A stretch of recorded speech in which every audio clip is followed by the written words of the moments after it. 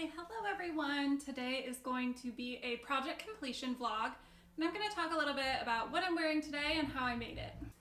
My original intention with this outfit was to sort of channel my inner 14-year-old goth girl is forced to go to the beach by her family, but in the end I think it ended up looking a lot more widow who definitely is responsible for killing her husband. Although ultimately I ended up running into some issues with the fabrics, I am still really happy with how everything turned out, and I think that this is definitely the kind of thing that I can see myself actually wearing in the future.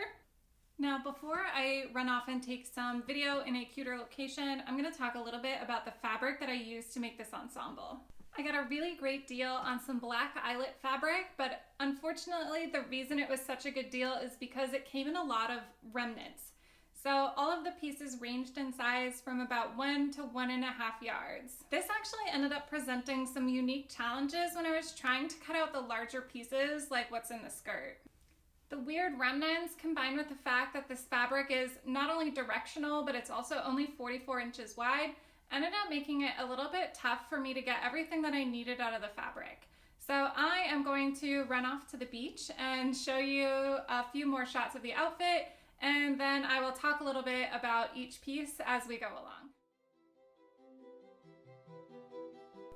As you can see, like most eyelet fabrics, this one has a beautiful lace border at the bottom that I wanted to preserve when I was cutting out the pieces of the skirt.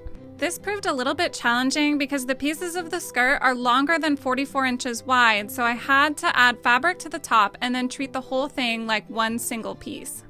This definitely resulted in some awkward looking seams like what you can see at my waistline here. I don't think the seam is too noticeable, but even if it is, piecing is period, so I decided not to worry about it too much. Choosing a skirt with a fairly even hemline was the best way to preserve the design detail of the eyelet fabric. So I chose to use the 1898 tennis dress pattern from Repeated Originals. Normally, I wouldn't necessarily recommend this pattern maker, but this particular skirt is really beautiful and I've used it a lot. The parasol is also handmade, although I did originally make it for a different historical outfit. Making a parasol probably seems like it would be pretty complicated, but in reality it's fairly simple.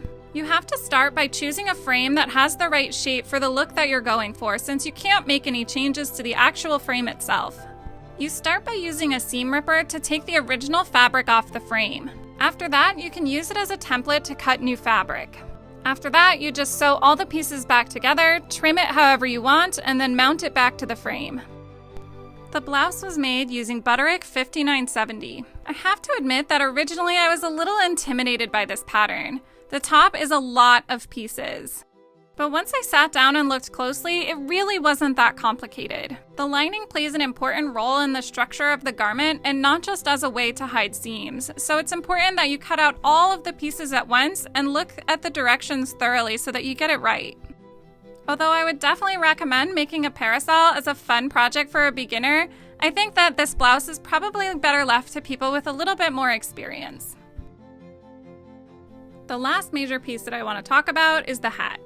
Millinery is not really my strong suit, so normally I don't end up actually making hats for a lot of my outfits, but the Edwardian era really demands a hat to finish off an outfit to really make it look nice. The construction of this hat is actually fairly simple. I already had a sun hat that was more or less the right shape.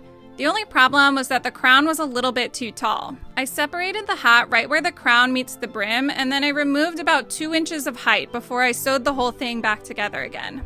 After that, it's pretty much just all bows and ruffles. Thank you so much for watching, and if you have any questions, please ask them down in the comments, and I'm happy to answer anything about the construction of this ensemble.